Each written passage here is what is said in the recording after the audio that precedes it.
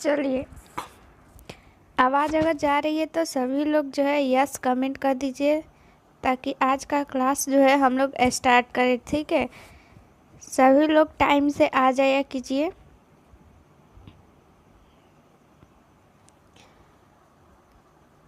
चलिए, आवाज़ आ रही है, सभी लोग को गुड इवनिंग। ठीक है, सभी लोग को गुड इवनिंग।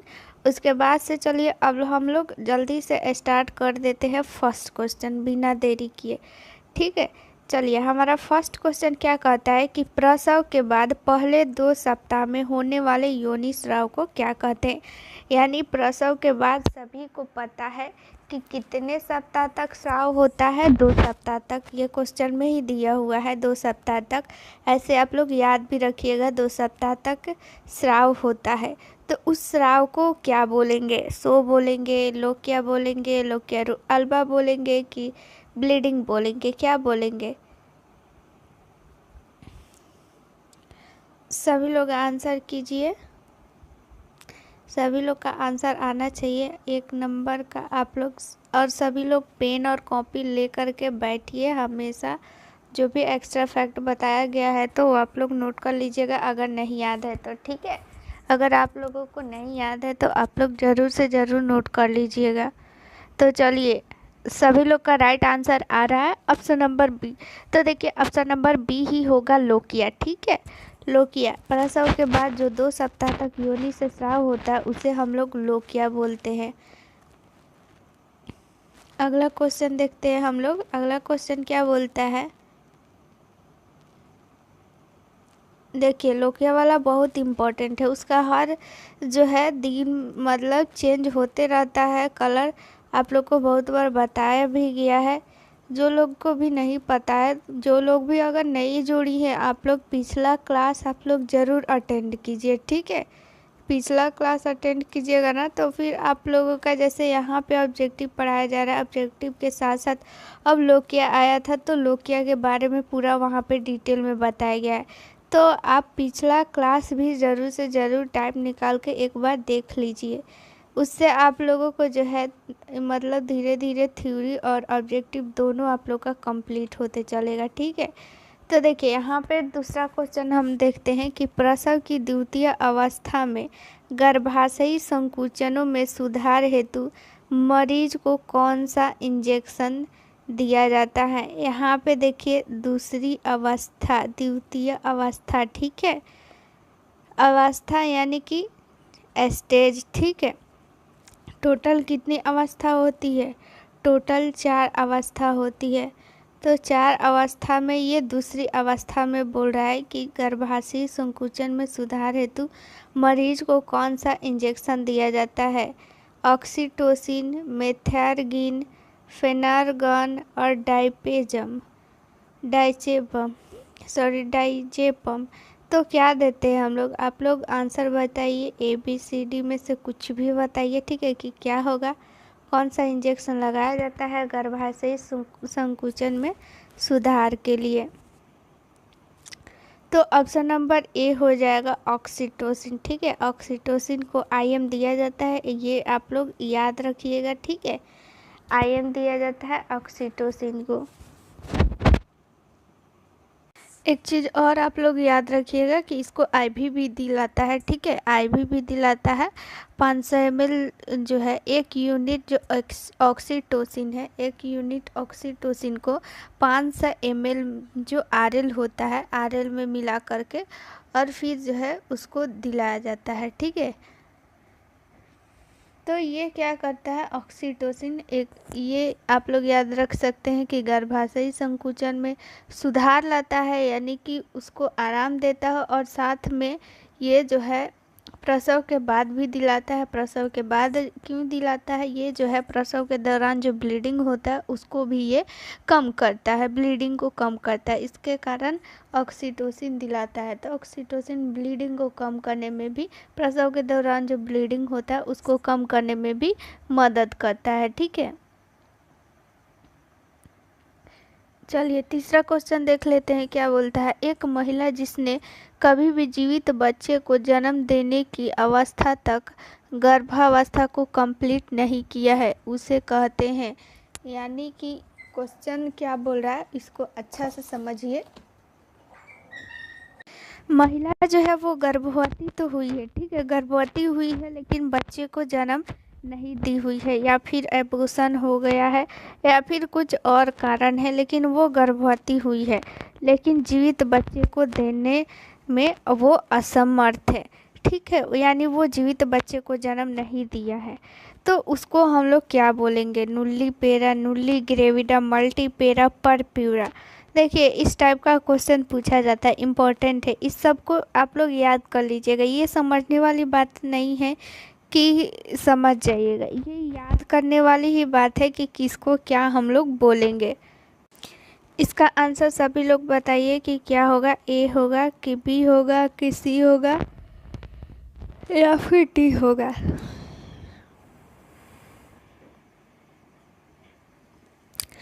तो देखिए सबका राइट आंसर आ रहा है ए, राइट आंसर ए ही होगा, नुल्ली पेरा, ठीक है, जो कि पहले जो है माँ बन चुकी है, यानी वो गर्भावस्था धारण कर चुकी है, ठीक है, वो गर्भावस्था धारण कर चुकी है लेकिन बच्चे को जन्म नहीं दे पाई है, तो उसको हम लोग नुल्ली पेरा बोलेंगे, ठीक है।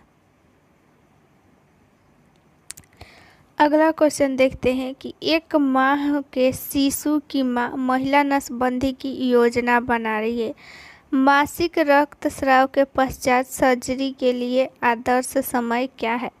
देखिए क्वेश्चन ये बोल रहा है कि एक 5 माह की शिशु है, ठीक है, एक महिला है, उस महिला की 5 माह की एक शिशु है, ठीक है। अब ये महिला क्या चाह रही है कि हम नसबंदी करा ले, ठीक है। तो क्वेश्चन ये है कि वो चाहती है नसबंदी कराने, लेकिन ये आप लोगों से पूछ रही है कि आखिर हम कब सर्जरी करें, ठीक है। तो सर्जरी का आखिर कब उचित समय है? मासिक धर्म के रक्तस्राव के बाद जो है उसका उचित समय कब है, कब उसको नसबंदी करवाना चाहिए? ओवुलेटरी चरण, प्रोलेटरी फेरल पेज, सेक्रेटरी पोज और मासिक धर्म चरण। तो फेज को हिंदी में चरण बोलते हैं, याद रखिएगा, फेज बोलिए या फिर चरण बोलिए, बात बराबर है। तो इसमें से कौन सा जो चरण है उस चरण में आप लोग उसका नसबंदी करवाइएगा?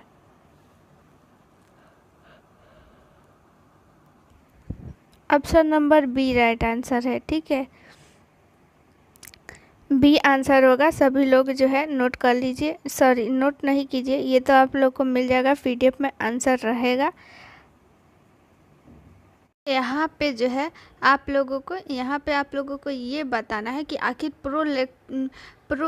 प्रोलिफेटरी फेज किसे कहते हैं। देखिए इसको गुणन प्रावस्था भी बोलते हैं, फेज को प्रावस्था बोलिए या चरण बोलिए, तो बात बराबर है। तो ठीक है, प्रोलिफेरेटिव जो होती है वो चरण, इसको हिंदी में क्या बोलते हैं? गुणन, ठीक है, याद रखिएगा, गुणन बोलते हैं। अगर नहीं याद है तो आप लोग नोट कर सकते हैं। तो चलिए, बेसिकली जो मेंस्ट्रुअल साइकिल होती है ना, वो उसका 3 फेज होता है, ठीक है, 3 फेज होता है।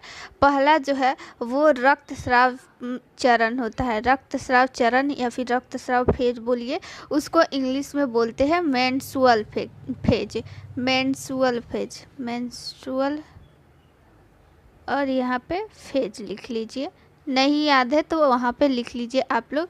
जब भी मेंस्ट्रुअल साइकिल स्टार्ट होती है तो ये जो है मेंस्ट्रुअल साइकिल, ये जो मेंस्ट्रुअल साइकिल आप लोगों का स्टार्ट होता है, यानी कि जब भी रक्तस्राव स्टार्ट होता है, रक्तस्राव जो है वो कितना दिन तक रहता है? 3 से 5 दिन तक, ठीक है।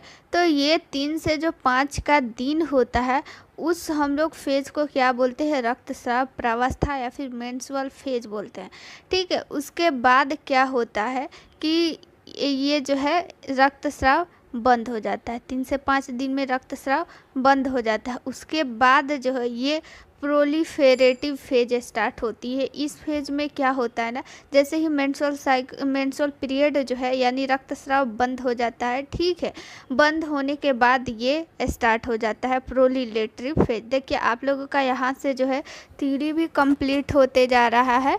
तो आप लोग थ्योरी का टेंशन मत लीजिए, ठीक है। ऑब्जेक्टिव के साथ साथ आप लोगों का थ्योरी भी कंप्लीट हो रहा है।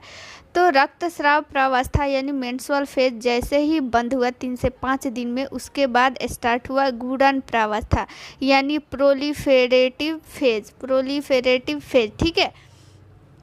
तो 3 से 5 दिन के बाद कौन सा स्टार्ट हो गया, गुड़न प्रावस्था। इसमें क्या होता है ना कि रक्तस्राव बंद हो जाता है, उसके बाद बंद होने के बाद क्या होता है कि एग जो होता है वो तैयार होता है ओव्यूलेशन के लिए यानी अंडोत्सर्ग के लिए, ठीक है। किस फेज में स्टार्ट होता है, प्रोलिफेरेटिव फेज में। तो इतने दिनों में जो है ये तैयार करती है अंड को अंडोत्सर्ग के लिए यानी एग को ओव्यूलेशन के लिए तैयार करती है, ठीक है। तो इसमें जो है कितना दिन लग जाता है, 10 से 12 दिन तक टाइम लग जाता है, ठीक है। 10 से 12 दिन के बाद अंडोत्सर्ग होता है, ठीक है। अंडोत्सर्ग जैसे ही ये हुआ तब तक दूसरा फेज हम लोग का स्टार्ट हो जाएगा। प्रोलिफेरेटिव फेज के बाद कौन सा फेज स्टार्ट हो जाएगा, सेक्रेटरी फेज या फिर इसको ल्यूटियल फेज भी बोलते हैं, ठीक है। सेक्रेटरी फेज बोलिए या फिर ल्यूटियल फेज बोलिए, ठीक है। और इसी में जो होता है अंडोत्सर्ग होता है, उसके बाद से क्या होता है कि अगर वो स्पर्म आ गया तो उसमें ही जाइगोट ये सारा कुछ बनता है सेक्रेटरी फेज में, ठीक है। अगर स्पर्म नहीं मिला तो उसके बाद 14 दिन के बाद क्या हो जाता है, वो एग टूट जाता है और फिर जो होता है वो फिर से जब एग टूट जाएगा, फिर से टूटने के बाद ब्लीडिंग स्टार्ट होगी, फिर ब्लीडिंग के बाद फिर एग बनना स्टार्ट होगा, फिर ओव्यूलेशन होगा। इस तरह से क्रिया जो है वो चलते रहती है, ठीक है। तो यहाँ पे हम लोग का राइट आंसर क्या हो जाएगा, प्रोलिफेरेटिव फेज। देखिए एक बार और बता देते हैं, बहुत लोग को समझ में नहीं आया है। देखिए क्या होता है कि हमारा मेंस्ट्रुअल साइकिल किससे स्टार्ट होता है, ब्लीडिंग से, ठीक है। तो ब्लीडिंग 3 से 5 दिनों तक रहती है। तो इसी हम लोग अवस्था को क्या बोलते हैं, रक्तस्राव प्रावस्था यानी मेंस्ट्रुअल फेज 3 से 5 दिन, ठीक है। उसके बाद 3 से 5 दिन के बाद जैसे ही ये ब्लीडिंग बंद हो जाता है, उसके बाद हम लोग का कौन सा फेज स्टार्ट होता है, प्रोलिफेरेटिव फेज को इंग्लिश में गुड़न प्रावस्था भी बोलते हैं। गुड़न प्रावस्था में क्या होता है कि एग जो है वो तैयार होता है, मैच्योर होता है, ओव्यूलेशन के लिए तैयार होता है, ठीक है। तो ओव्यूलेशन के लिए तैयार हो जाएगा 10 से 12 दिन में, ठीक है। 10 से 12वें दिन जैसे शुरू से हम लोग कैसे काउंट किए, 3 से 5 दिन, ठीक है। 3 से 5 दिन ये हो गया और ये शुरू से ही 10 से 12वें दिन में ये उतना दिन तक ओव्यूलेशन के लिए तैयार हो जाता है, ठीक है। 10 से 12वें दिन के बाद क्या होता है, अंडोत्सर्ग होता है। तो इस अंडोत्सर्ग का जो ये क्रिया है उस फेज को हम लोग क्या बोलेंगे, सेक्रेटरी फेज बोलेंगे या फिर ल्यूटियल फेज बोलेंगे। ये आप लोगों से क्वेश्चन पूछा जाता है कि किस फेज में अंडोत्सर्ग होता है, तो आप लोग आंसर क्या दीजिएगा, सभी लोग कमेंट में आंसर दीजिए किस फेज में अंडोत्सर्ग होगा। सभी लोग का आंसर आना चाहिए। बहुत सही आंसर है। देखिए सेक्रेटरी फेज बोलिए या फिर ल्यूटियल फेज बोलिए, दोनों का एक ही काम है, ठीक है। एक ही काम का दो नाम है, सेक्रेटरी फेज बोलिए या फिर ल्यूटियल फेज बोलिए। इसी फेज में अंडोत्सर्ग होता है। उसके बाद 14 दिन तक वो फैलोपियन ट्यूब में रहता है। उसके बाद स्पर्म नहीं मिलता है तो फिर से वो टूट जाता है और ब्लीडिंग स्टार्ट होता है। फिर ब्लीडिंग के बाद क्या होता है कि एग तैयार होता है, मैच्योर होता है, फिर ऐसे ही क्रिया जो है चलती रहती है। यही एक जो है मेंस्ट्रुअल साइकिल है, ठीक है, मेंस्ट्रुअल साइकिल है। चलिए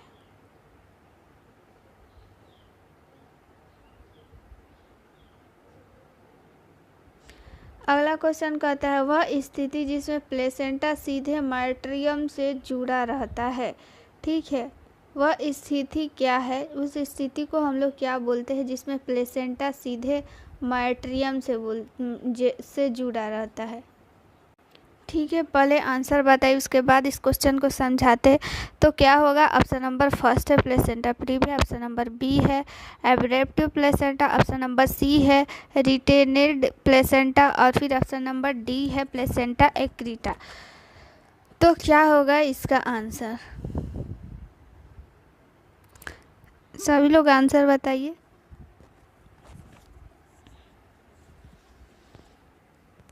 देखिए इसका जो है आंसर हो जाएगा ऑप्शन नंबर डी। बहुत आप लोग का गलत आंसर आ रहा था, तो ऑप्शन नंबर डी हो जाएगा राइट आंसर। देखिए क्वेश्चन को अब आप लोग समझिए, वह स्थिति जिसमें प्लेसेंटा सीधे माइट्रियम से जुड़ा रहता है। देखिए यह माइट्रियम क्या है, देखिए यूट्रस जो होता है, यूट्रस जो है वो तीन स्तर से यानी 3 लेयर से बनकर मिलकर बना रहता है। ठीक है, यूट्रस यानी कि गर्भाशय उसको हिंदी में बोलते हैं। ठीक है, तो ये 3 स्तर से यानी 3 लेयर से मिलकर बना रहता है। सबसे बाहरी जो परत होता है उसको पेरीमेट्रियम बोलते हैं। आप लोग जो है इसको नोट कर लीजिए कि 3 स्तर से मिलकर बना रहता है। ये क्वेश्चन जो है एग्जाम में आता है कि यूट्रस कितने परत से मिलकर बना रहता है, कितने उसके लेयर होते हैं। ठीक है, सीधा क्वेश्चन ये भी पूछा जाता है, तो आप लोग आंसर दीजिएगा 3। देखिए सबसे फर्स्ट जो है, सबसे बाहरी जो यूट्रस होता है वो किससे मिलकर बना रहता है, उसको क्या बोलते हैं, पेरीमेट्रियम। ठीक है, यहाँ पे लिख दे रहे हैं, आप लोग भी कॉपी में नोट कर लीजिए।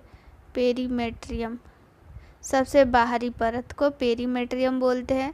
उसके बाद जो मध्य परत होता है, मिडिल लेयर होता है, उसको हम लोग बोलते हैं मायोमेट्रियम। सबसे आंतरिक जो परत होती है वो है इंडोमेट्रियम। ठीक है, तो क्या होता है ना कि ये यूट्रस 3 लेयर हो गया। यूट्रस का कितना लेयर हो गया, 3 लेयर हो गया। पहला लेयर होगा पेरीमेट्रियम, दूसरा है मायोमेट्रियम, तीसरा है इंडोमेट्रियम। तो क्या होता है ना कि जो ऐसे नॉर्मल केसेस में ये जो प्लेसेंटा होती है पेरीमेट्रियम से जुड़ी रहती है, लेकिन ये जो है प्लेसेंटा एक्रीटा आप लोग को दिख रहा है, इस केस में क्या होता है कि प्लेसेंटा मायोमेट्रियम से जुड़ा रहता है। ठीक है, बहुत ही जो है मजबूती से मायोमेट्रियम से जुड़ा रहता है। तो इस केस को हम लोग बोलते हैं प्लेसेंटा एक्रीटा। ठीक है, इसमें बहुत सारा कॉम्प्लिकेशन आता है नॉर्मल डिलीवरी में। जब ये मायोमेट्रियम से जुड़ा रहता है ना प्लेसेंटा, तो डिलीवरी के समय बहुत सारा जो है ये ब्लीडिंग भी होता है, तो इसमें माँ को भी इसमें खतरा रहता है। तो आप लोग ये याद रखिएगा कि प्लेसेंटा जो है जब मायोमेट्रियम से जुड़ा रहता है तो उसको क्या बोलते हैं, प्लेसेंटा एक्रीटा बोलते हैं। ठीक है, चलिए अगला क्वेश्चन है, परिपक्व अंडे के विकास की प्रक्रिया को क्या बोलते हैं। जब एग जो है वो मैच्योर हो जाता है यानी परिपक्व हो जाता है, तो उसके वृद्धि और विकास को क्या बोलेंगे। ऑप्शन नंबर फर्स्ट है ओव्यूलेशन, ओफोरिया, ओजेनिस, ओसाइट। तो सभी लोग आंसर कमेंट में बताइए क्या होगा, ए बी सी डी में से कुछ भी आंसर बताइए।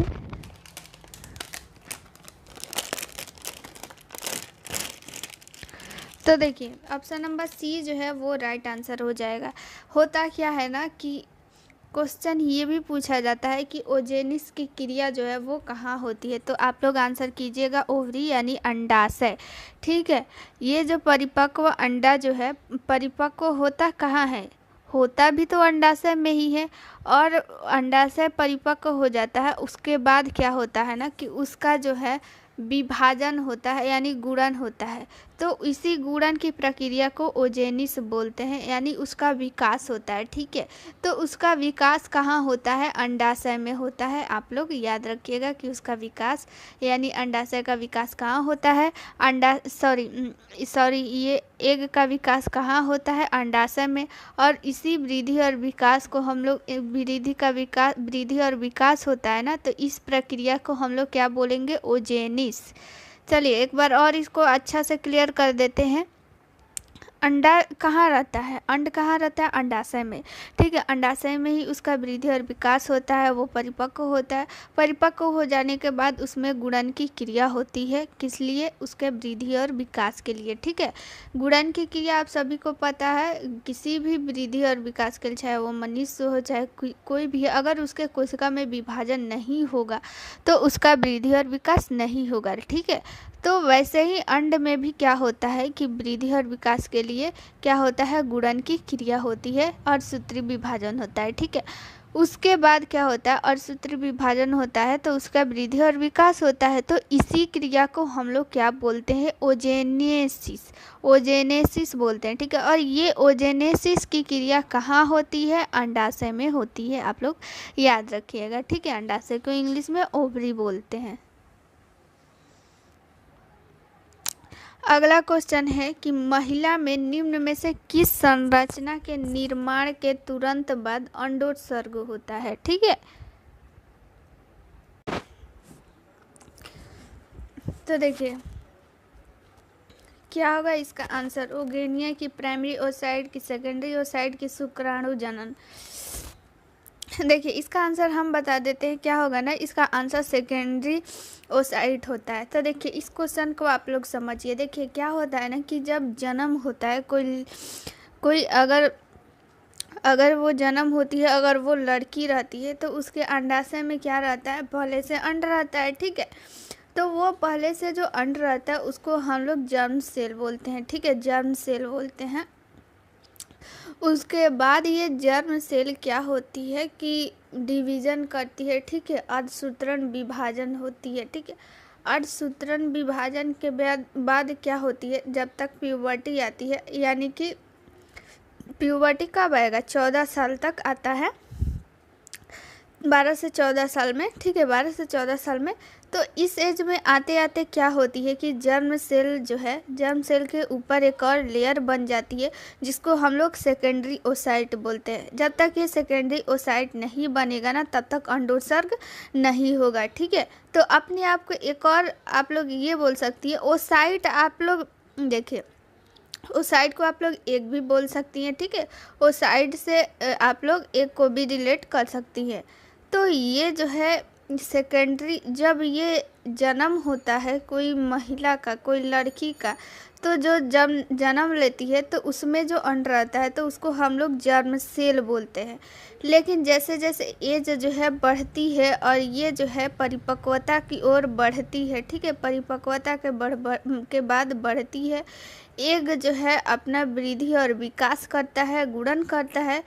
तो उसके बाद ये जर्म सेल के बाद क्या कहलाती है? जर्म सेल के बाद ये कहलाती है सेकेंडरी ओसाइट। ठीक है, एग को ही सेकेंडरी ओसाइट बोलने लगते हैं। ठीक है, जब उसका ओवुलेशन हो जाता है ना, तब उसको एग बोलते हैं। लेकिन जब तक ये अंडाशय में रहती है तब तक हम लोग उसको जो है जर्म सेल, सेकेंडरी ओसाइट, ये सारी नामों से बोलते हैं। तो 12 से 14 वर्ष जैसे ही आती है तब तक ये जो है गुणन करके सेकेंडरी ओसाइट बन जाती है। जब तक सेकेंडरी ओसाइट नहीं बनेगी तब तक ओवुलेशन नहीं होगा। ठीक है, तो हम लोग ये भी बोल सकते हैं कि ओवुलेशन में किसका ओवुलेशन होता है? सेकेंडरी ओसाइट का, क्योंकि जब तक सेकेंडरी ओसाइट नहीं बनेगा तब तक ओवुलेशन यानी अंडोत्सर्ग नहीं होगा। ठीक है,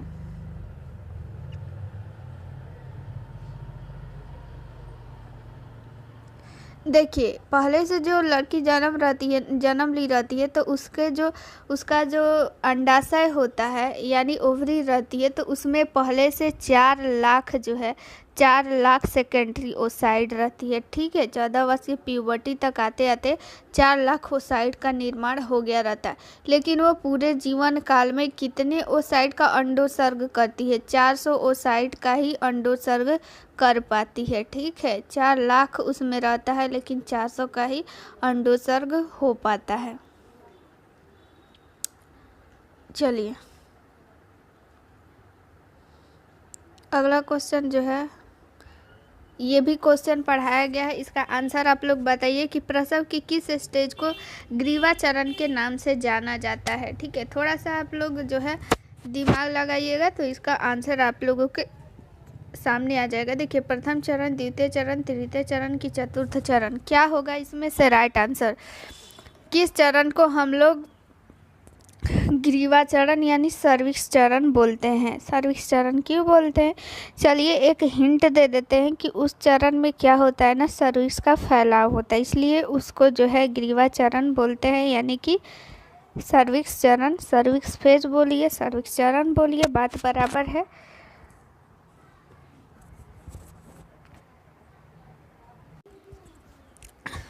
तो देखिए इसका आंसर जो है वो फर्स्ट चरण हो जाएगा। राइट आंसर सबका फर्स्ट चरण आ रहा था, फर्स्ट चरण ही आंसर होगा, क्योंकि फर्स्ट चरण में ही क्या होता है कि सर्विक्स का फैलाव होता है। सर्विक्स का अधिकतम फैलाव कितना होता है आप सभी लोग बताइए तो, सभी लोग आंसर बताइए। सर्विक्स का कितना सेंटीमीटर में बताइए। 10 सेंटीमीटर राइट आंसर सबका, बहुत अच्छा आंसर आ रहा है, 10 सेंटीमीटर ही होगा। ठीक है, चलिए 9 नंबर क्वेश्चन अब पढ़ते हैं।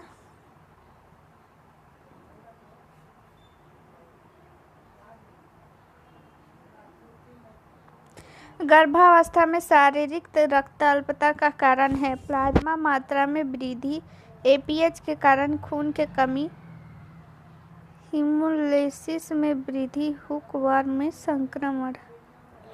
गर्भावस्था में शारीरिक रक्त अल्पता, इस क्वेश्चन को छोड़िए, ये क्वेश्चन जो है वो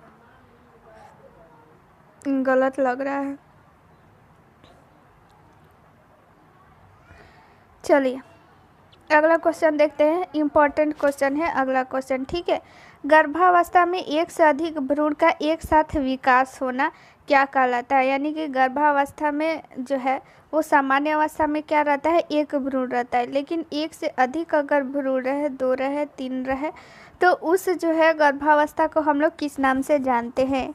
एक्टोपिक प्रेगनेंसी, हाइड्रेटिव फॉर्म मोल, मल्टी प्रेगनेंसी, परिपक्व गर्भावस्था के बाद, क्या बोलेंगे हम लोग? आंसर बताइए तो। बहुत ही इजी क्वेश्चन है और इम्पोर्टेंट भी क्वेश्चन है। ठीक है, ABCD में से कुछ भी आप लोग ऐसे ही एकदम जंतर मंतर दशहरा का नाम लेकर के और फिर बता दीजिए आंसर सभी लोग।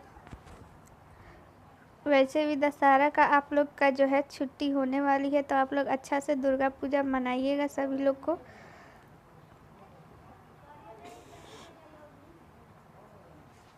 ठीक है, तो क्या हो जाएगा? राइट आंसर सी आ रहा है, तो राइट आंसर सी ही होगा। ठीक है,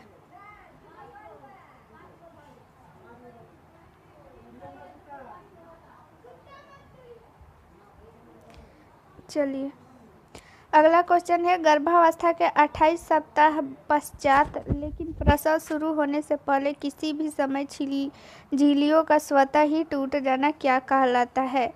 ठीक है, ऑप्शन नंबर ए है परिपक्व प्रसव, ऑप्शन नंबर बी है झिल्ली का प्रीलबर टूटना, ऑप्शन नंबर सी है एक्टोपिक गर्भावस्था, ऑप्शन नंबर डी है झिल्ली का लंबे समय तक टूटना। तो क्वेश्चन क्या बोल रहा है कि 28 सप्ताह के बाद जो है क्या होता है कि प्रसव शुरू अभी नहीं हुआ है। ठीक है, प्रसव शुरू होने के पहले लेकिन 28 सप्ताह के बाद झिल्ली का स्वतः ही टूट जाना। झिल्ली यानी कि क्या, कि जिसमें एमनियोटिक फ्लूइड रहता है, उसके बाद कोरियोन जो झिल्ली होता है, कोरियोन, एमनियोन, ये सारी जो झिल्लियाँ होती है वो स्वतः ही फट जाती है, टूट जाती है, तो उसको हम लोग क्या बोलेंगे? तो देखिए यहाँ पे आप लोग क्वेश्चन में देखिए, प्रसव शुरू होने से पहले, तो इस जो है इस आप लोग ये जो है आप लोग के लिए वर्ड कीवर्ड है। इस कीवर्ड का आप लोग यूज कीजिए और ऑप्शन पढ़िए और आंसर दीजिए। अपरिपक्व प्रसव, झिल्ली का प्री लेबर नहीं होगा, यहाँ पे लेबर होगा, ठीक है। लेबर टूटना, एक्टोपिक गर्भावस्था। चलिए इतना हिंट तो दे दिए हैं, तो आप लोग आंसर बताइए। गर्भ देखिए प्रसव शुरू होने से पहले, प्रसव को हम लोग इंग्लिश में क्या बोलते हैं? लेबर, ठीक है, लेबर। और पहले का मतलब प्री। तो अभी भी आंसर बता दीजिए क्या होगा answer. Right answer option number B जो है वो आने लगा है। ऑप्शन नंबर बी ही राइट आंसर होगा। देखिए क्या होता है ना कि 28 सप्ताह के बाद अगर जो है 28 सप्ताह अगर हो गया है उसके बाद या फिर अभी लेबर का उसका टाइम नहीं हुआ है, प्रसव का टाइम नहीं हुआ है, यानी प्रसव के पहले ही वो झिल्ली टूट जाता है, तो उसको प्री लेबर झिल्ली टूटना बोलते हैं, ठीक है। चलिए इसका आप लोग आंसर दीजिए। इसका आंसर तो आप लोग बिना जो है क्वेश्चन पढ़े भी दे सकती हैं, जो लोग भी पहले से जुड़ी हुई है या फिर जो लोग भी पहले पिछले का वीडियो देखी होंगी, तो उन लोगों को पता होगा। तो ऑप्शन नंबर फर्स्ट है डाउन सिंड्रोम, मल्टीपल गर्भावस्था और तंत्रिका ट्यूब दोष। तो इन सारी दोष में क्या हो जाएगा? ऑप्शन नंबर डी आंसर आ रहा था, ऑप्शन नंबर डी ही राइट आंसर हो जाएगा। तो इन सारी दोषों में क्या होता है कि भ्रूण अल्फा भ्रूण प्रोटीन पाया जाता है।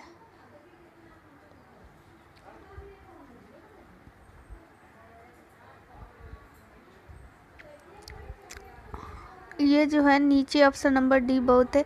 चलिए तीन ही ऑप्शन देखें और आंसर बताइए। तो देखिए निम्नलिखित में से कौन सी फीटल सेक की आंतरिक परत है? फीटल सेक में क्या रहता है? ये जो ऊपर वाला जो आप लोग को अभी बताए, फीटल सेक में क्या रहता है कि एमनियोटिक द्रव रहता है, और क्या क्या रहता है? एमनियोटिक द्रव रहता है, प्लेसेंटा रहता है, और फिर फीटल यानी कि भ्रूण भी रहता है। अभी आप लोग को फिगर में दिखाएंगे तो पता चल जाएगा। अभी फिलहाल आंसर बताइए कि फीटल सेक की आंतरिक परत क्या है? कोरियोन, यौन सेक या फिर एमनियोन? क्या होगा राइट आंसर? ए होगा कि बी होगा या फिर सी होगा? तो देखिए इसका राइट आंसर सी होगा, ठीक है। फीटल सेक जो है, चलिए इसको फिगर में देखते हैं। तो देखिए यहाँ पे ये क्या हो गया? यूट्रस हो गया, ठीक है, यूट्रस हो गया। उसके बाद यूट्रस में ये जो आप लोगों को यहाँ पे ये लेयर दिख रहा है, यही है फीटल सेक। ये जो फीटल सेक है एमनियोन और कोरियोन से मिलकर बना रहता है। तो कोरियोन जो होता है वो बाहरी परत होता है और एमनियोन जो है वो आंतरिक परत होता है, ठीक है, समझ में आया। और ये जो है पूरा ये झिल्ली, इस झिल्ली में आप लोग देखिए क्या है? एमनियोटिक फ्लूइड है, भ्रूण है, अम्बिलिकल कॉर्ड है और फिर प्लेसेंटा है। ये सारी चीज़ें जो होती है फीटल सेक में ही रहता है। फीटल सेक किस किस से मिलकर बना रहता है? एमनियोन और कोरियोन। कोरियोन जो कि बाहरी परत है, एमनियोन जो कि आंतरिक परत है। देखिए मिडवाइफरी में क्या होता है ना कि इंग्लिश वर्ड ही ज़्यादातर होता है, ठीक है, तो थोड़ी सी दिक्कत होगी, एक दो बार इसका नाम आप लोग बोलिएगा तो वो याद हो जाएगी, ठीक है। तो ये क्वेश्चन आप लोग को समझ में आ गया है कि फीटल सेक की आंतरिक परत क्या हो जाएगी? एमनियोन हो जाएगी, ठीक है।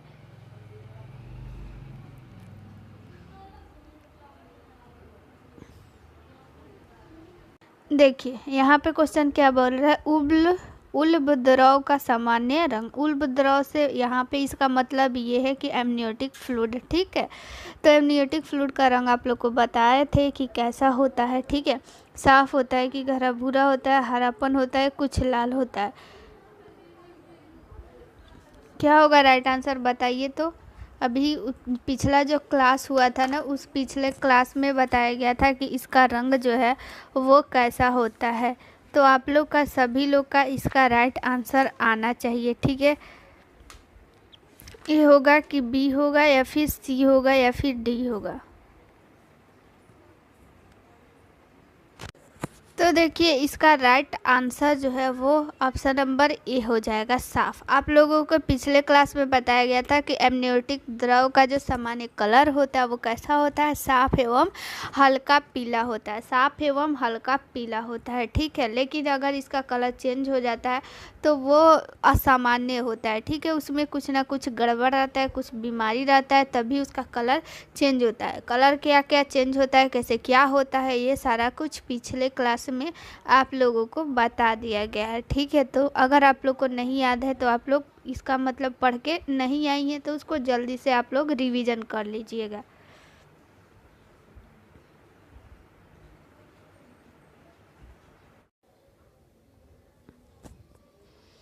देखिए 12 सप्ताह से पूर्व गर्भ समापन का सबसे सुरक्षित तरीका है। ऑप्शन नंबर फर्स्ट है सक्शन, इक्वेशन, डाइलेटेशन व क्यूरेटेज लिमिनेरियर टेस्ट, और ऑप्शन नंबर डी है प्रोलैक्टेंडिस।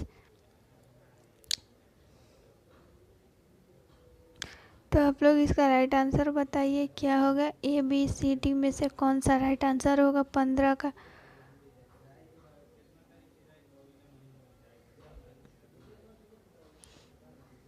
देखिए 15 का ऑप्शन नंबर डी जो है वो राइट आंसर हो जाएगा, ठीक है।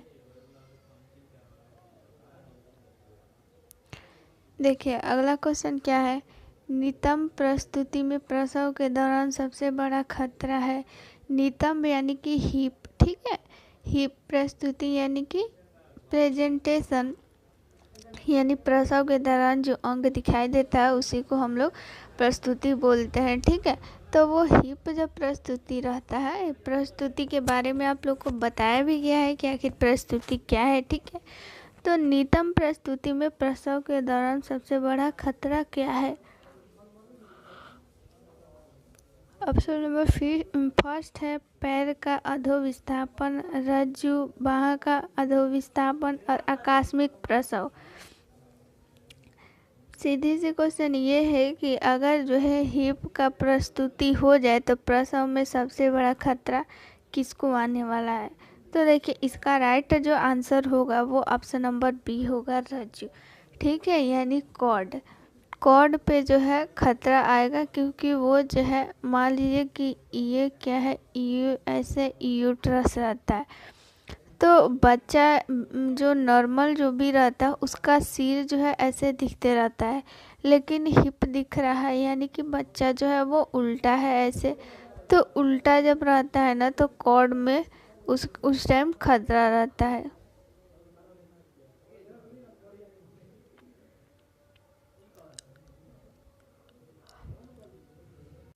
अगला क्वेश्चन देख लेते हैं, प्रस्तुति में एंटी हाइपरटेंसिव ड्रग की पहली पसंद है। एंटी हाइपरटेंसिव मतलब उच्च रक्तचाप की दवा, ठीक है। उच्च रक्तचाप की दवा इसमें से कौन सी है, मिथाइल डोपा, लेबिटोलल, लेप्रोनोलल और फिर निफिडिपिन। क्या होगा, हाई जो है ब्लड प्रेशर की यहाँ पे दवा पूछ रहा है कि कौन सा दवा जो है सबसे फेमस दवा है हाई ब्लड प्रेशर की। सभी लोग आंसर बताइए, इस टाइप का भी क्वेश्चन पूछा जाता है।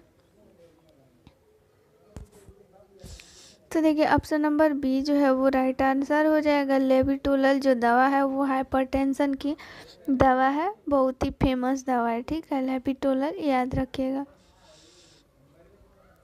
अगला क्वेश्चन है, निम्न में से कौन सा एंटी हाइपरटेंसिव ड्रग नहीं है, ठीक है। देखिए इस क्वेश्चन में क्या है ना कि कौन है पूछ रहा है, इसमें है कि कौन सा नहीं है, यानी 3 जो है वो एंटी हाइपरटेंसिव ड्रग है और एक जो है वो नहीं है। वो कौन सा नहीं है वो आंसर आप लोग बताइए।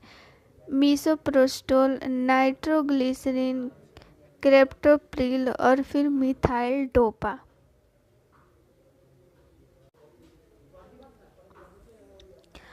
लोग आंसर ज़रूर बताइए कि कौन सी जो दवा है वो हाइपरटेंसिव की दवा नहीं है, ठीक है, यानी उच्च रक्तचाप की दवा नहीं है।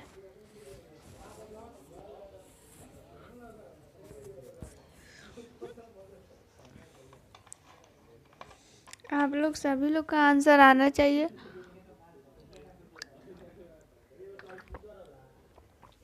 तो देखिए ऑप्शन नंबर फर्स्ट जो है वो राइट आंसर हो जाएगा, मीसोप्रोस्टॉल। ये जो है मीसोप्रोस्टॉल जो है वो हाइपरटेंशन की दवा नहीं है, ये अल्सर की दवा है। ठीक है, पेट में जो अल्सर हो जाती है तो उसी की दवा है ये। अगला क्वेश्चन देखते हैं। अपरिपक्व प्रसूति व प्रसव की देरी करने के लिए कौन सी दवा काम में ली जाती है। ठीक है, यानी प्रसव जो है अभी नहीं हो, ठीक है, बहुत सारा ऐसा प्रसव होता है जिसका टाइम नहीं हुआ रहता है लेकिन होता है, तो उसको हम लोग देरी करने के लिए, ठीक है, तो कौन सा दवा देते हैं। Oxytocin, tocolytics agents, prostaglandin, diuretic. इसका आंसर बताइए सभी लोग, क्या होगा। ऑप्शन नंबर ए होगा या फिर बी होगा या सी होगा या फिर डी होगा, क्या होगा। देखिए इसका आंसर हम बता देते हैं, लोकोलाइटिक एजेंट। लोकोलाइटिक एजेंट जो है option number B right answer हो जाएगा। लोकोलाइटिक एजेंट कब दिया जाता है, जब प्रसव जो है उसको देरी करवाना रहता है तब। ठीक है,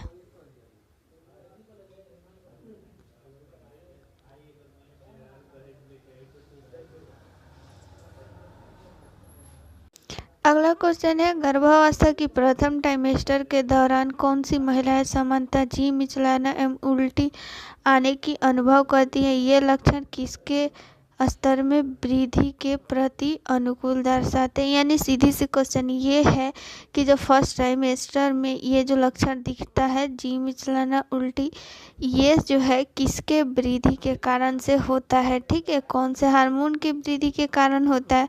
तो ऑप्शन नंबर फर्स्ट है एस्ट्रोजन, प्रोजेस्टेरोन, लुटिनाइजिंग और कोरियोनिक गोनाडोट्रोपिन। क्या होगा राइट आंसर, किसके वृद्धि के कारण ये जो है उल्टी ये सब कुछ हम लोग को फील होता है। इम्पोर्टेंट क्वेश्चन है। ठीक है, तो देखिए ऑप्शन नंबर डी जो है कोरियोनिक गोनाडोट्रोपिन जो हार्मोन होता है, इसी हार्मोन के कारण क्या होता है कि जी मिचलाना ये सारा कुछ फील होता है। ये हार्मोन तो होता ही है, लेकिन जब प्रेगनेंसी स्टार्ट होती है ना तो उस टाइम कोरियोनिक गोनाडोट्रोपिन हार्मोन जो है बहुत ज़्यादा मात्रा में हो जाती है, जिसके कारण ये सारा जो लक्षण आप लोग को दिख रहा है जी मिचलाना उल्टी, ये सारा कुछ दिखाई देने लगता है।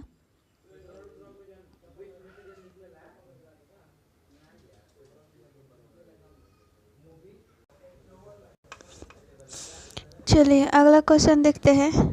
अगला क्वेश्चन क्या कहता है, कौन सी एबनॉर्मल कॉर्ड इंसर्शन में भ्रूण रक्त हानि देता है, दिखाई देता है, हानि देखा जाता है। ठीक है, यानी भ्रूण रक्त हानि किसमें, कौन से ऐसी जो है इसमें आप लोगों को जो ऐसी समस्या है, ऑप्शन 4 दिया गया है, तो इसमें से कौन सा ऐसा प्लेसेंटा है जिसके कारण से भ्रूण रक्त हानि देखा जा सकता है। ठीक है, चलिए इसको पहले आप लोग आंसर दे दीजिए, फिर इसको हम लोग देखेंगे फिगर के माध्यम से। ठीक है, battledore placenta, succenturiate placenta, vasa previa, decidua basalis. तो कौन सा ऐसा प्लेसेंटा है। ठीक है, तो देखिए यहाँ पे क्वेश्चन क्या बोल रहा है कि एबनॉर्मल कॉर्ड इंसर्शन में भ्रूण रक्त हानि देखा जाता है, तो इसका आंसर बताइए तो क्या होगा, थोड़ा सा फिर हम बताते हैं आप लोग को।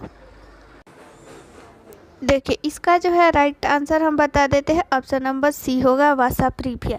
देखिए वसा प्रीविया क्या होता है ये देखिए, चलिए फिगर में आप लोग को दिखाते हैं। देखिए इस फिगर को आप लोग देखिए, देखिए जैसे कि नॉर्मल जो एक डिलीवरी होती है उसमें क्या होती है कि ये जो आप लोगों को यहाँ पे दिख रहा है फीटल ब्लड वेसल्स, यानी जितना भी आर्टरी ये सब कुछ होता है जिससे रक्त जो है आता जाता है, पोषण ये सब कुछ जाते रहता है, तो वो एम्बिलिकल कॉर्ड के अंदर रहता है। लेकिन जो वसा प्रीविया होती है उसमें क्या होता है ना कि ये आप लोगों को जो दिख रहा है ब्लड वेसल्स, ये जो है ये जो झिल्ली होती है झिल्ली के अंदर होती है।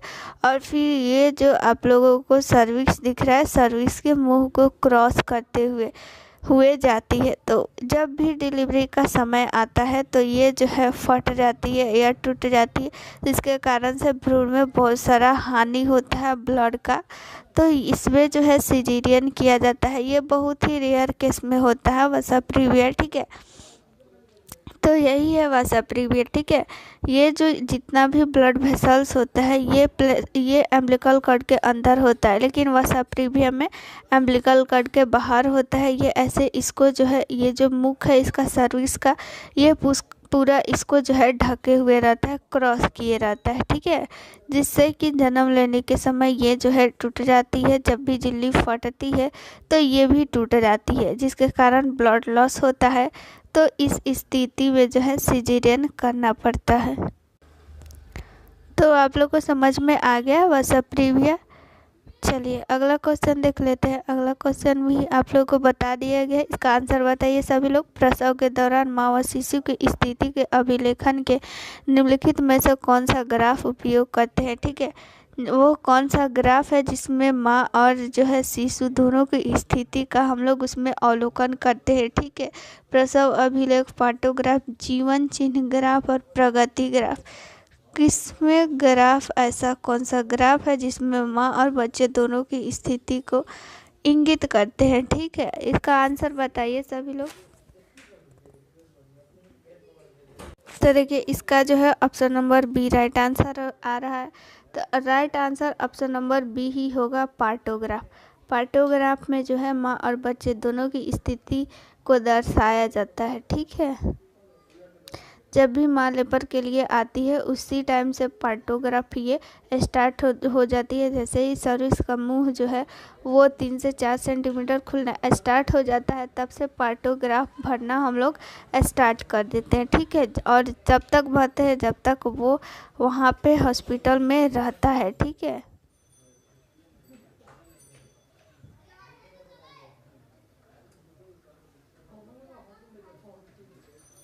अगला क्वेश्चन है न्यूरल ट्यूब डिफेक्ट में शामिल नहीं है, यानी कौन सा ऐसा जो है इसमें से आप लोगों को ये 4 ऑप्शन है जो न्यूरल ट्यूब डिफेक्ट में शामिल नहीं है, यानी न्यूरल ट्यूब डिफेक्ट में नहीं आता। ऑप्शन नंबर फर्स्ट है इंसेफिली, ऑप्शन नंबर बी है एस्पाइना बाइडिफिडा, ऑप्शन नंबर सी है एंसिफिलिसिस और ऑप्शन नंबर डी है हाइड्रोसिल।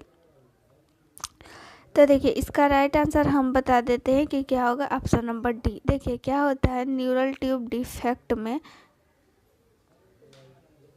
देखिए ये जो है न्यूरल ट्यूब डिफेक्ट जो होता है वो भ्रूण में क्या होता है कि ये एक जन्मजात रोग है, ठीक है। न्यूरल ट्यूब डिफेक्ट एक जन्मजात रोग है, जन्मजात रोग है। देखिए जिन लोगों को भी नहीं पता जो भी बताया जा रहा है आप लोग नोट करते जाइए। तो न्यूरल ट्यूब डिफेक्ट एक प्रकार का जन्मजात रोग है। और ये जो है न्यूरल ट्यूब डिफेक्ट किस किस को डिफेक्ट करता है, किस किस में ये प्रभावित करता है, मस्तिष्क को प्रभावित करता है और स्पाइनल कोड को प्रभावित करता है, ठीक है। तो और ये किसकी कमी से होता है, ये आयरन फॉलिक एसिड की कमी से होता है, ठीक है। न्यूरल ट्यूब डिफेक्ट जो होता है आप लोग लिख लीजिए, इम्पॉर्टेंट है कि किसके कमी से होता है। तो न्यूरल ट्यूब डिफेक्ट जो है वो आयरन की कमी से होता है। तो ये जो इंसेफेली ये दोनों मस्तिष्क के लिए है और स्पाइनल बाइफिडा है ये स्पाइनल कोड के लिए है, दोनों हो गया, ठीक है। लेकिन ये जो हाइड्रोसिल है वो उसमें शामिल नहीं है। तीनों जो है तीनों के तीनों न्यूरल ट्यूब डिफेक्ट में शामिल है, बाकी ये ऑप्शन नंबर डी जो है वो नहीं है। तो ऑप्शन नंबर डी ही हम लोग का राइट आंसर हो जाएगा। अगला क्वेश्चन देखते हैं। प्रसव की तृतीय अवस्था की सबसे सामान्य जटिलता है, ठीक है। प्रसव की तृतीय अवस्था में आप लोगों को पता होना चाहिए कि क्या होता है। तो चलिए, ये सबसे पहले ये यहाँ पे बताइए क्या होता है। अर्धोप्रत्यायन होगा, रक्तस्राव होगा, आघात होगा, छिद्रन होगा, क्या होगा। सबसे पहले तो आप लोग ये बताइए कि तृतीय अवस्था में होता क्या है।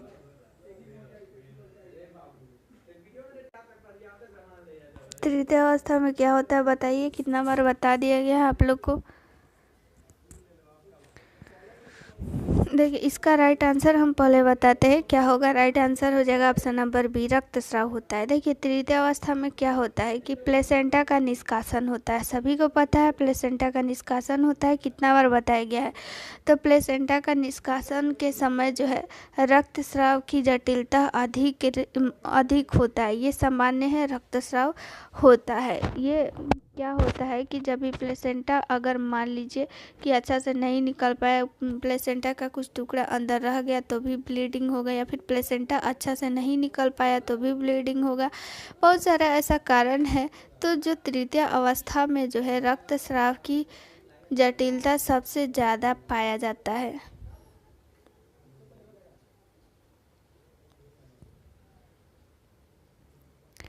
अगला क्वेश्चन देख लेते हैं हम लोग।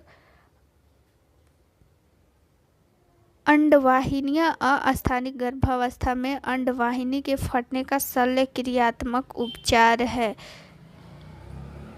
सीधे से क्वेश्चन, बस इतना आप लोग जानिए कि अंडवाहिनी के फटने का शल्य उपचार क्या है। यानी अंडवाहिनी का जब हम लोग जो है शल्य उपचार करते हैं यानी सिजेरियन करते हैं तो उसको हम लोग क्या बोलते हैं। ठीक है, सल्पिंजेक्टिव, ओपेरेक्टोमी, हिस्टेरेक्टोमी और वैसेक्टोमी, क्या बोलेंगे। जब भी अंडवाहिनी जब फट जाती है तो उसका शल्य उपचार होता है तो उसको हम लोग क्या बोलेंगे। बताइए राइट आंसर क्या हो जाएगा, ए होगा कि बी होगा या फिर सी या फिर डी, क्या होगा इसका राइट आंसर। इम्पोर्टेंट क्वेश्चन है, ठीक है।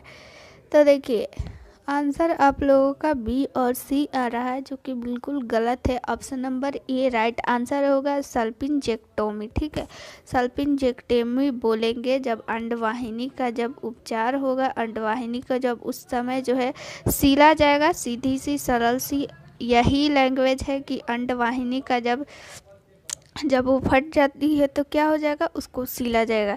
तो उसी को हम लोग क्या बोलेंगे, सल्पिंजेक्टोमी, कि सल्पिंजेक्टोमी हो रहा है। ठीक है, चलिए अगला क्वेश्चन है, गर्भस्थ शिशु के संकट में। यहाँ पे आप लोग नंबरिंग में ध्यान मत दीजिएगा, नंबरिंग जो है वो गलत है। 24-25 के बाद यहाँ पे 14 आ गया है, तो यहाँ पे नंबरिंग जो है वो गलत है। ठीक है, इसको आप लोग ध्यान मत दीजिए। गर्भस्थ शिशु के संकट में होने पर एमनियोटिक फ्लूइड में पाया जाता है। देखिए, एमनियोटिक फ्लूइड में क्या ऐसा पाया जाएगा जो कि हम लोग समझेंगे गर्भस्थ जो शिशु है यानी कि जो बेबी है वो संकट में है। वर्निक्स कैसियोसा, मिकोनियम, पॉलीहाइड्रेमनियोस और बाइल, क्या हम लोग जानेंगे। किसकी उपस्थिति से हम लोग जानेंगे कि जो गर्भस्थ शिशु है वो जो है संकट में है। ठीक है, आप लोग बैकग्राउंड आवाज़ को जो है आज थोड़ी देर के लिए इग्नोर कर दीजिए, थोड़ी सी दिक्कत है, कल से उसके बाद से नहीं होगा। ठीक है, तो देखिए इसका राइट आंसर हो जाएगा मिकोनियम। ठीक है, मिकोनियम क्या है, जब भी कोई शिशु जब पहली बार मल करता है तो उसको हम लोग मिकोनियम बोलते हैं।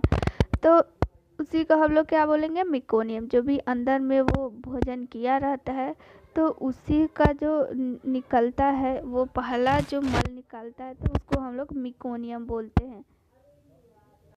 यानी कि एक और शब्द में नया शब्द बोला जाए कि नवजात शिशु का जो पहला मल होता है उसको हम लोग मिकोनियम बोलते हैं। ठीक है, इसका कलर आप लोगों से पूछे तो कलर बताइएगा गहरा हरा। ठीक है, कलर भी आप लोग से पूछ सकता है तो आप लोग बताइएगा गहरा हरा। ठीक है, चलिए अगला क्वेश्चन, इसका आंसर बताइए। ये क्वेश्चन तो कितना बार, मतलब 50 से 60 बार बताया गया होगा, तो इसका आंसर गलत नहीं आना चाहिए। महिला में अंडे का निषेचन होता है, यानी फीमेल में अंड का निषेचन यानी फर्टिलाइजेशन कहाँ होता है, योनि में होता है, डिंबवाहिनी में होता है। डिंबवाहिनी को इंग्लिश में फैलोपियन ट्यूब बोलते हैं, याद रखिएगा। गर्भाशय में होता है कि गर्भाशय ग्रीवा में होता है।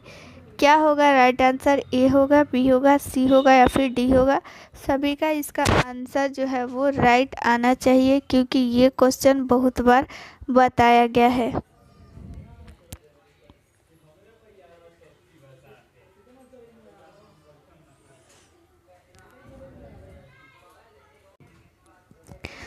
तो चलिए, सब लोग का राइट आंसर आ रहा है ऑप्शन नंबर बी। तो ऑप्शन नंबर बी ही राइट आंसर होगा। फैलोपियन ट्यूब में ही निषेचन होता है। निषेचन के बाद जो है वो गर्भाशय में चला जाता है, वहाँ पे उसका वृद्धि और विकास होता है।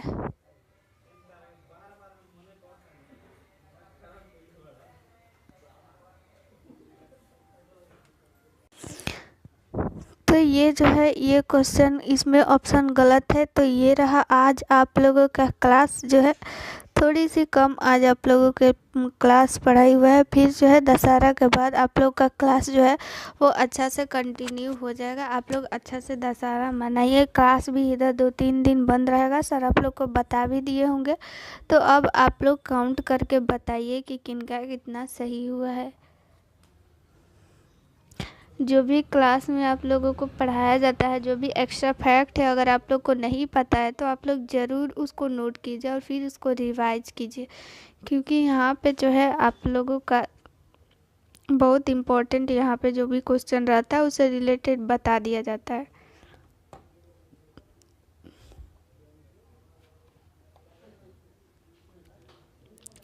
तो देखिए यहाँ पे जो है आने भी लगा है 22, 20, 18, फिर 17, 12, 22, 23। तो बहुत अच्छा आप लोगों का परफॉर्मेंस है। ऐसे ही पढ़ते रहिए और अच्छा से मन लगाकर। सभी लोग और लोग भी काउंट करके सभी लोग बताइए। 18, 17, 22, 20, 13 भी आ रहा है, 7 भी आ रहा है। बहुत लोग का 7 किनका सही हुआ है? वो लोग लेट से जुड़ी हैं क्या? जिन लोगों का भी अगर 7 आया हुआ है ना, तो वो लोग थोड़ा ध्यान दीजिए पढ़ने में, क्योंकि इसमें देखिए निगेटिव मार्क भी है। यहाँ पे तो आप लोग निगेटिव नहीं ऐड करती हैं, लेकिन वहाँ पे निगेटिव भी मार्क रहेगा, वो भी 1/4। तो अच्छा से देख के जो भी क्वेश्चन है उसको करना है, ठीक है। तो चलिए आप लोगों को अब मिलते हैं नेक्स्ट वीडियो में, ठीक है। आज के लिए गुड नाइट, थैंक यू।